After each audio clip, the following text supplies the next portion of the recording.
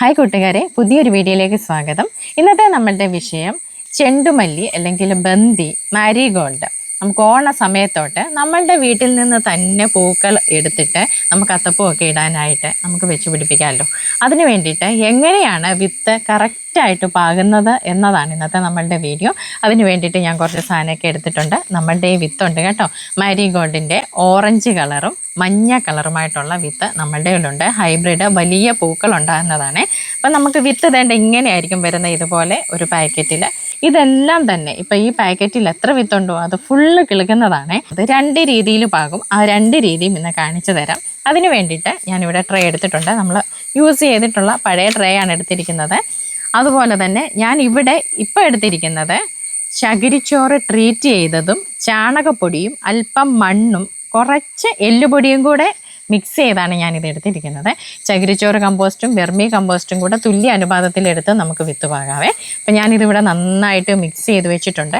നമ്മളിത് ചെയ്യുന്ന ഒരു സമയമുണ്ട്, എന്ന് പാകി എന്ന് നമുക്ക് ഇതിൽ നിന്ന് പൂക്കളെടുക്കാം. ആ ഓണത്തിനോട്ട് പൂക്കളെടുത്തെങ്കിൽ മാത്രമല്ലേ നമ്മൾ കറക്റ്റായിട്ട്, അല്ലെങ്കിൽ കുറച്ച് ദിവസം കഴിഞ്ഞ് അങ്ങോട്ട് പൂക്കൾ കിട്ടിയിട്ട് നമുക്ക് പ്രയോജനം വരുന്നില്ലല്ലോ. അതുകൊണ്ട് ഞാൻ ഈ വീഡിയോ ചെയ്യുന്നത് ഇന്ന് മെയ് 9 ഈ മെയ് 9 ഞാൻ ഈ വിത്ത് പാകുന്നത്. ഏകദേശം 10-നും 15-നും മെയ് 10-നും 15-നും ഉള്ളിൽ വിത്ത് പാകിയിട്ട് ജൂൺ 10 കൂടിയിട്ട് 10-15 ഏകദേശം 20-25 ദിവസമൊക്കെ ആകുമ്പോഴത്തേന് 4-5 ഇല പരുമാകുന്ന തൈ നമ്മൾ പറിച്ചു നടണം.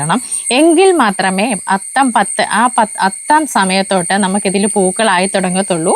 എന്നിട്ട് നമുക്ക് ഓണ സമയത്തോട്ട് ഇതിൽ നിന്ന് പൂക്കൾ ഇറക്കാനും പറ്റത്തുള്ളൂ. അപ്പോൾ ആ ഒരു സമയം കാൽക്കുലേറ്റ് ചെയ്തിട്ട് വേണം നമ്മൾ എല്ലാ പ്രാവശ്യവും ഓണത്തിന് നമ്മൾ വിത്ത് പാകേണ്ടത്. ഓണത്തിനൊക്കെ പൂക്കൾ എടുക്കാനായിട്ട് വിത്ത് പാകേണ്ടത്. ഈ പ്രാവശ്യം ഓഗസ്റ്റ് 26 ഓണം. അതിൻ്റെ കാൽക്കുലേഷനിലാണ് ഞാനിപ്പോൾ വിത്ത് പാകുന്ന കാര്യം പറഞ്ഞത്. ഓരോ പ്രാവശ്യം സെപ്റ്റംബറിലൊക്കെ ഓണം വരുന്നുണ്ടല്ലോ, അതിനനുസരിച്ച് നമ്മൾ വിത്ത് പാകി വേണം ചെയ്യാനായിട്ട്. ഇത് ഞാൻ ഈ ട്രെയിൽ നിറച്ചു കൊടുക്കുക. ആവശ്യത്തിന് ഞാനിവിടെ ഒരു 15 വീതമാണ് നടുന്നത്. 15 ഓറഞ്ച് കളറും 15 യെല്ലോ കളറുമാണ് ഇപ്പോൾ വിത്ത് പാകുന്നത്. ഒത്തിരിയുടെ ആവശ്യമില്ലാത്തതുകൊണ്ട് അത്രയും മാത്രമേ ഞാൻ നിറയ്ക്കുന്നുള്ളേ. ഞാൻ ഇതിനകത്തെല്ലാം തേണ്ട 3/4 ഭാഗത്തോളം പ്രസ് ചെയ്ത് നമ്മുടെ പോട്ടി മിക്സ് നിറച്ച് വെച്ചിട്ടുണ്ട്.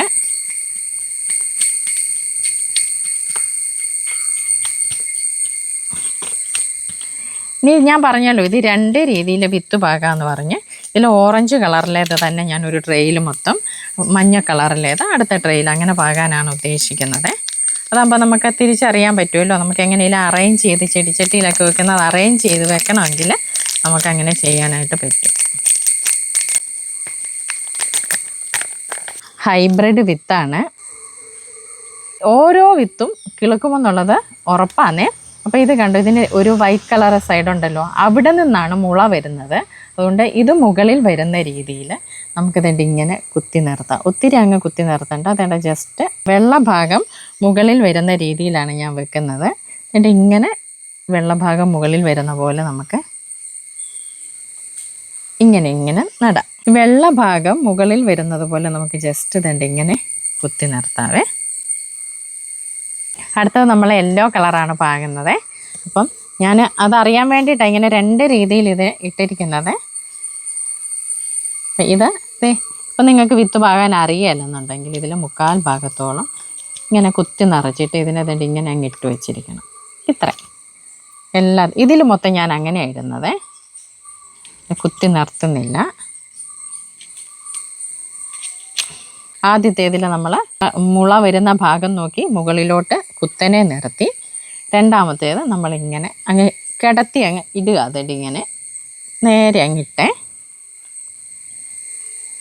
ഒന്ന് നമ്മളിങ്ങനെ കുത്തനെ നിർത്തി, ഒന്നിങ്ങനെ കിടത്തിയിട്ടു. ഇതിൻ്റെ ആദ്യത്തേത് പറഞ്ഞു, ആദ്യം ഇതിനെ പ്രസ് ചെയ്ത് നല്ല രീതിയിൽ അമക്കി വെച്ചിട്ടാണ് ഇതിലെ വിത്ത് നമ്മൾ ഇട്ടത്. ഇനി ഇതിൻ്റെ മുകളിൽ വളരെ ലൂസായിട്ട്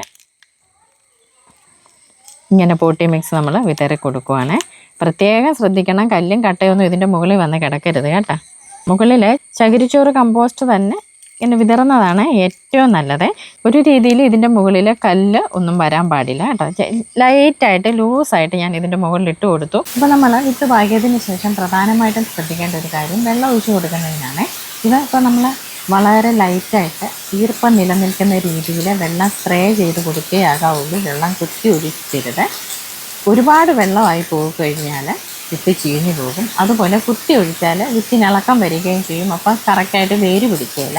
അതുകൊണ്ട് ഇതുപോലെ സ്പ്രേ ചെയ്ത് കൊടുക്കുക. സ്പ്രെയർ ഇല്ലെന്നുണ്ടെങ്കിൽ സാധാരണ ഒരു ബോട്ടിലിൽ ഇതിൻ്റെ അടപ്പിലെ സേഫ്റ്റി പിൻ കൊണ്ട് കുറേ ഹോളുകൾ ഇട്ടതിന് ശേഷം അത് നമുക്കിതുപോലെ ജസ്റ്റ് സ്പ്രേ ചെയ്ത് കൊടുക്കാം. അപ്പം വെള്ളം ഈർപ്പം നിലനിൽക്കണം, എന്നാൽ വെള്ളം ഓവറായി പോകരുത്. അപ്പം ഞാൻ ഇതിനെ പ്ലേസ് ചെയ്യുന്നതെന്ന് വെച്ചാൽ രാവിലത്തെ ഇളം വെയിൽ കിട്ടുന്ന സ്ഥലം നോക്കി കിഴക്ക് വശത്താണ് ഞാനിത് വെക്കുന്നത്.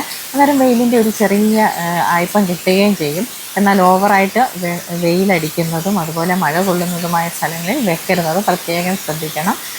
ഈ തൈ വളർന്നൊരു 3-4 ഇല പരുവമാകുമ്പോഴത്തേനും നമുക്ക് മാറ്റി നടാവുന്നതാണ്. അപ്പം നിങ്ങളും ഇങ്ങനെ ഒന്ന് പരീക്ഷിച്ച് നോക്കൂ. എല്ലാ തരം പച്ചക്കറി വിത്തുകളും നമ്മുടെ കയ്യിലുണ്ട്. അതുപോലെ ഇപ്പം ഇത് ഓറഞ്ച് കളറിലെയും യെല്ലോ കളറിലെയും മാരിഗോൾഡിൻ്റെ വിത്തും നമ്മുടെ കയ്യിലുണ്ട്. നമ്മുടെ വാട്സാപ്പ് നമ്പർ ഇതിൻ്റെ കൂടെ കൊടുക്കാം. വിത്തുകൾ വേണ്ടുന്നവർ വാട്സാപ്പിൽ മെസ്സേജ് ചെയ്തിട്ട് കാറ്റലോഗ് നോക്കി ഓർഡർ ചെയ്യണം. വിളിക്കാൻ കിട്ടത്തില്ല, ഒരുപാട് കോളുകൾ വരുന്നുണ്ട്. എനിക്കെല്ലാം അറ്റൻഡ് ചെയ്യാൻ പറ്റാത്തത് കൊണ്ട് കോളുകൾ എടുക്കുന്നേ ഇല്ല. വാട്സാപ്പിൽ മെസ്സേജ് ചെയ്താൽ ഒരെണ്ണം പോലും ഞാൻ മിസ്സാക്കത്തില്ല. അപ്പം നിങ്ങൾക്ക് വിത്ത് വേണമെന്നുണ്ടെങ്കിൽ മെസ്സേജ് ചെയ്യുക. മറ്റൊരു വീഡിയോയുമായി വീണ്ടും കാണാം. നന്ദി.